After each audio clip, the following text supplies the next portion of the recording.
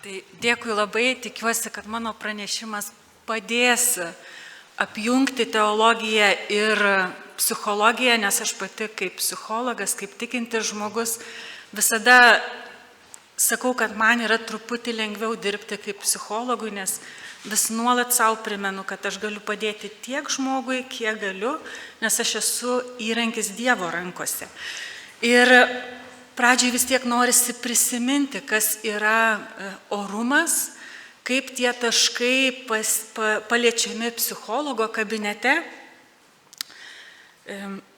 Bandysiu keisti. Gerai. Tai pirmiausia, tai yra vis dėlto kalbant apie orumo sampratą, tai susiduria teologijos, filosofijos, psichologijos, sociologijos, teisės mokslai ir tai yra tyrimo objektas. Ir manoma, kad tai yra vis dėlto dorovinis savimonės konstruktas. Jaustis oriam reiškia būti sąmoningam, kurio esmė būtent žmogaus įsisąmonintas savo paties vertingumas, supratimas, kad aš esu vertingas iš prigimties ir susijęs stipriai su žmogaus moralė, su asmens moralė, savigarba, savivertė, garbe ir atsakomybė už savo gyvenimo įprasminimą. Tai yra kartu ir pagarba, ir atsakomybė ir už kitą žmogų. Kalbant apie įgimto orumo supratimą, yra labai svarbu suprasti, kad tai yra visiems vienoda. Tai yra nėra susijęs su kažkuo išskirtinai, vieninteliam žmogui, kažkuriuom pasižyminčiam kitokiom išskirtiniam savybėm. Nes kitaip, jeigu tai būtų sąlyginis orumas, supratimas, tai yra vis dėlto būtų kaip socialinės gradacijos rizika ir hierarchizavimas.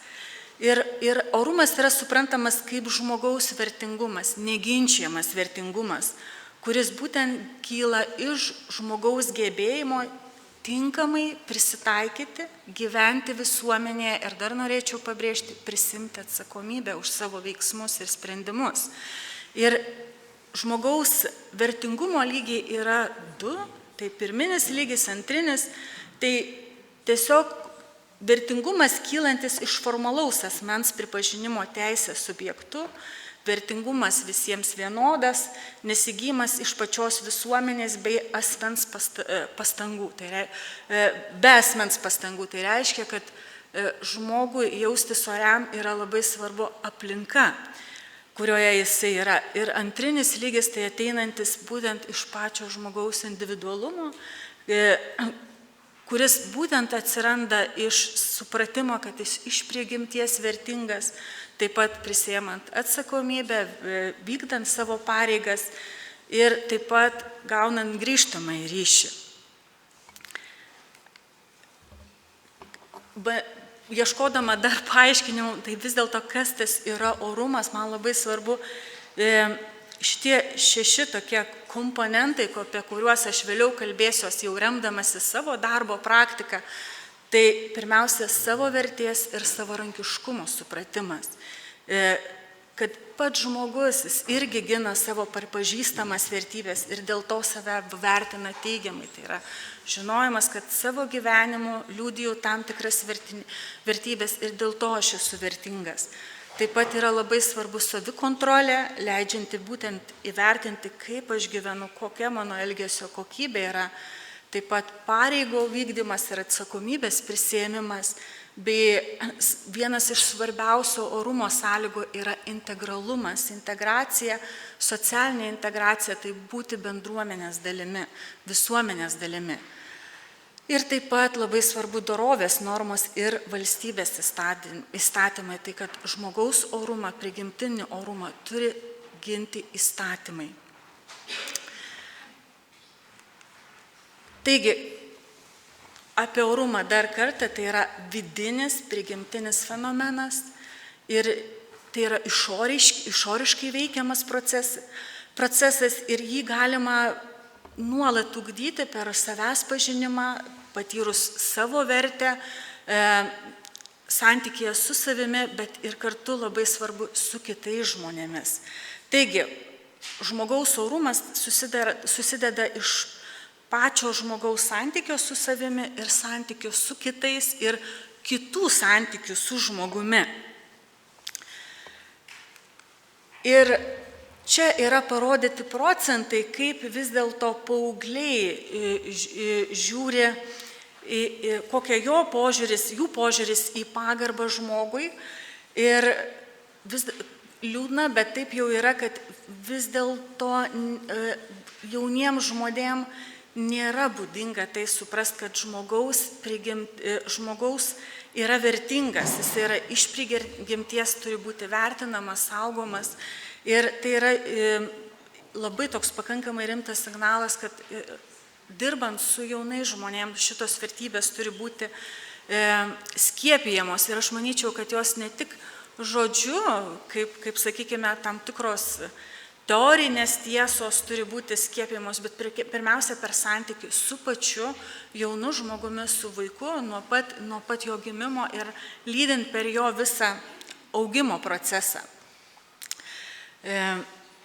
Taigi, pradėsiu tą tokią svarbiausią savo dalį atskleidžiant, o tai kaip tie orumo klausimai kyla psichologo kabinete, tai pasidalinsiu tokią labai linksmą asmeninę patirtim.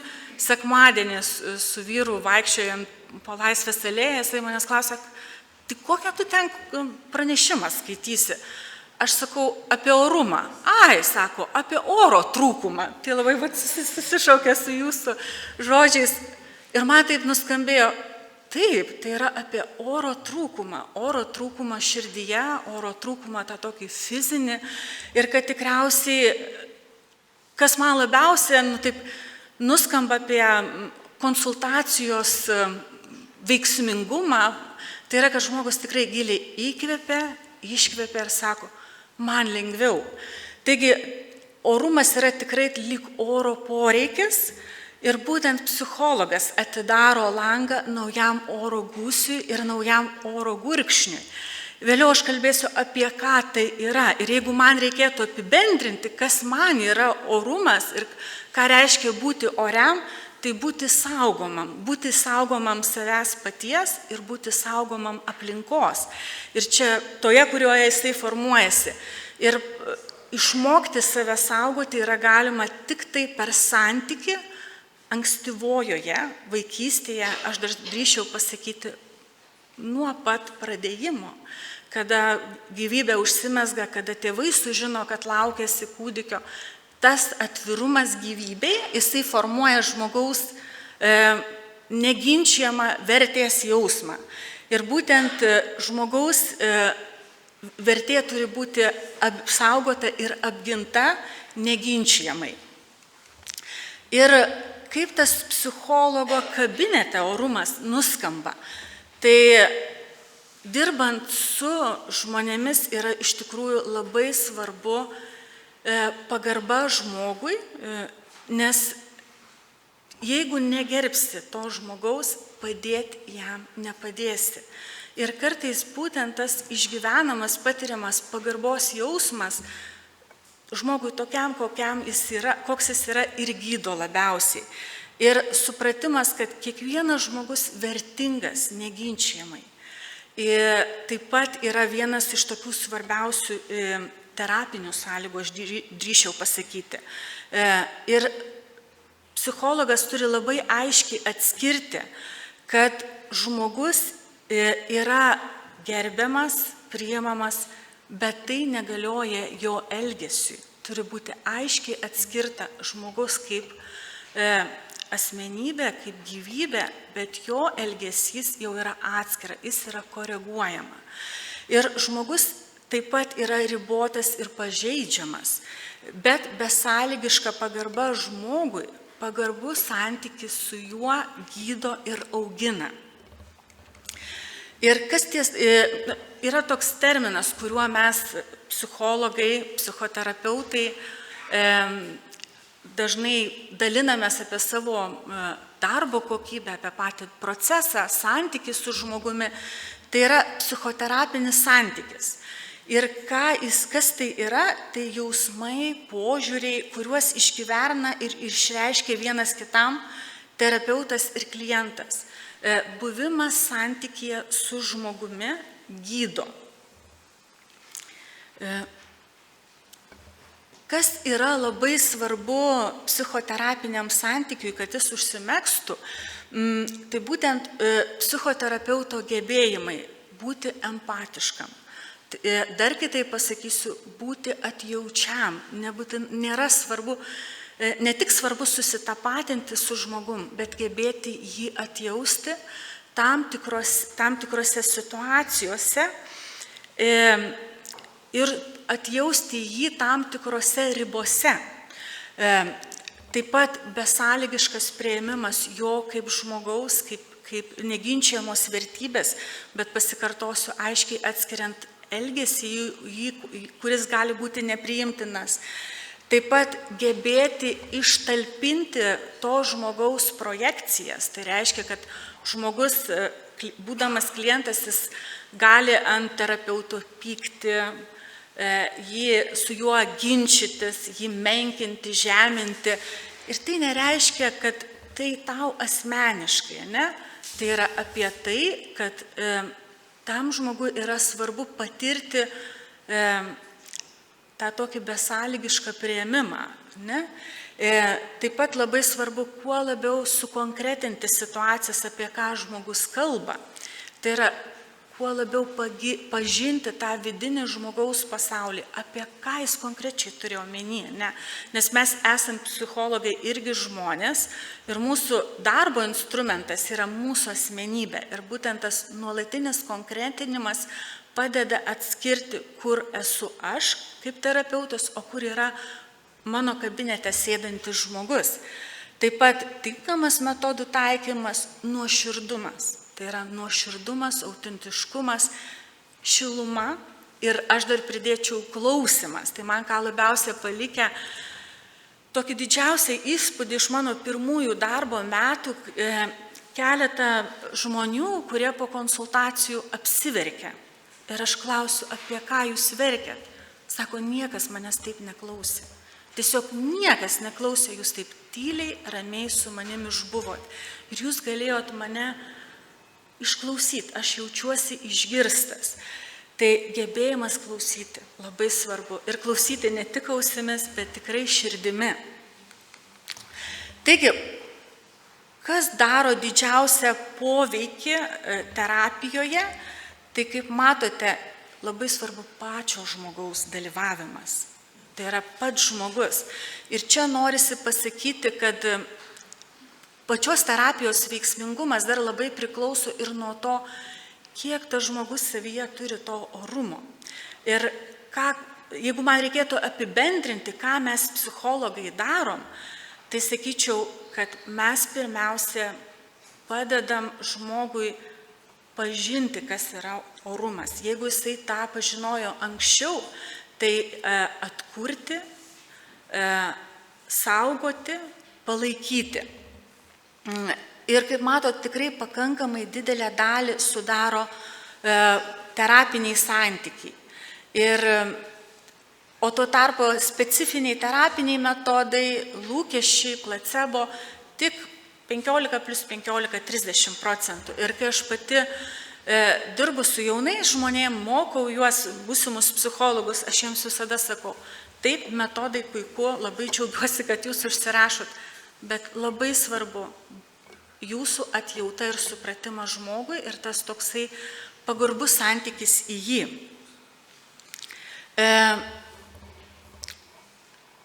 Kaip mes ruošiamės su Giedre šitam pranešimui, tai svarstėm, apie ką kalbėti, nes labai daug sričių jau dabar mes turime, kur dirbam psichologai, labai daug yra sferų ir krypčių, bet taip priėmėm sprendimą, kad mes keliausim raidos etapais ir paliesime tuos pačius jautriausius taškus, kur žmogaus orumas gali būti pažeistas, kur jo orumą reikia saugoti ir net kartais ginti.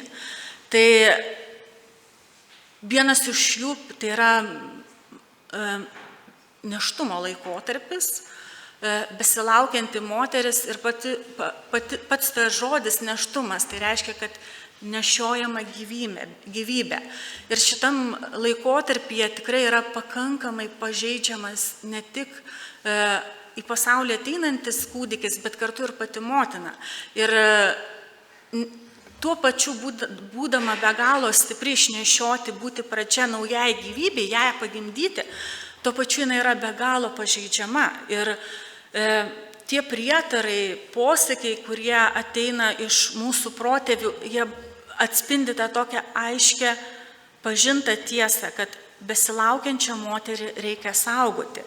Ir labai svarbu, kaip visuomenėje būtent reaguojama į moterį, kuri laukiasi ir gimdo esant mažiau palankiomis aplinkybėmis, ypatingai jauname amžiuje, vyresnėme amžiuje, nesukūrus šeimos, esant ribotoms finansinėms galimybėms.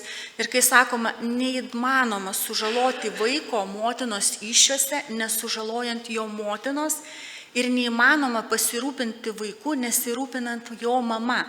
Tik motina gali pasirūpinti jos įsčiose augančių kūdikių, viskas, ką gali dėl jo padaryti aplinkiniai, tai rūpintis mama. Ir tikriausiai man tai buvo didžiausia ir Dievo dovana, ir likimo dovana, kad mano pirmas darbas buvo Kauno arkivyskupijos šeimos centre ir būtent krizinio nėštumo programoje. Ir tas mane labai stipriai kaip jauną žmogų suformavo. Ir ką aš labai aiškiai pamačiau, patyriau ir su tuo pati, kaip žmogus, kaip moteris, einu ir kartu palydžiu kaip psichologas, psichoterapeutas, besilaukiančias moteris, pagimdžiusias arba dabar auginančias vaikus, jau kurie, sakykime, perkopia kartais net ir tą saugystės ribą, bet vis tiek jų istorijose, jų traumose skamba nėštumo, gimdymo ir pogimdyvinio laikotarpio patirtis, kurios jas labiausiai sutrikdė. Tai, kad yra labai svarbu šitame laikotarpyje iš tikrųjų saugoti žmogų ir joje jisai yra labai pažeidus. Ir kaip matote, kad vis dėlto ta tokia šviesiai piešiama, aptariama, apdainuojama motinystė dažnai būna iš tikrųjų labai jautrus ir pažeidus laikotarpis, kuris kartais tampa ir potrauminio streso sutrikimo priežastimis, depresijos ir kitų psichiatrinių sutrikimų. Ir kaip tai susiję, tai kaip matote, kad dauguma vis dėlto sulaukusių, sužinojusių, kad laukėsi, apie 21% tą laikotarpį atsimena kaip tokį krizinį laikotarpį, ne? Girdžiu, 5 minutės. Oho. Tai va, nepajutau, kaip laikas bėga. Tai gal aš tada peršoksiu, kas liečia, kad būtent kas vyksta psichologo kabinete, kada susidurėme su besilaukiančia moterim, kad tame laikotarpyje mes bandom tą patirtį perdirbti ir paleisti tas skausmingas emocijas ir jas išgyventi. Kartu aš noriu paliesti dar kitus svarbius tokius klausimus, jau kurie susiję čia ir dabar su mano darbinė patirtim, tai kada yra akistata su lėtinė liga. Ir čia yra labai svarbu, kad mes kaip psichologai atstovautumėm pagarbiam vaiko unikalumui ir jo galimybių riboms. Tai yra leisti vaikui skleistis kaip unikaliam žmogui. Ir jūs sutiksit, kad čia ir dabar yra pakankamai daug keliama reikalavimų tėvams, vaikams, kad vaikai turi būti tobuli, gerai mokyti, sveiki. O čia yra labai svarbu leisti, suprasti, kad galima būti visai ir labai svarbu tą vaiką mylėti toks, koks jis yra. Taip pat labai daug, sakykime, uždavinių yra šeimai, kurie augina sergantį vaiką. Ir psichologo vienas iš tokių uždavinių psichoterapiniam santykyje, tai mokytis priimti ir išbūti su savo ribotumu. Kad akistatoje su liga mes susidurėm su savo ribotumu ir tai nepažeidžia mūsų orumo. Mes išliekam tokie patvirtingi. Taip pat, kad meilė yra atsakinga, ne tik maloni apipinta šiltais jausmais, bet kartais reikia ir valios pastangų, ir ribų. Taip pat, kad psichoterapinėme santykėme mes mokomės priimti savo galimybės ir nuolat mokytis, kad mes mokomės būti kitaip naujose situacijose, kurių mes anksčiau nematę esame.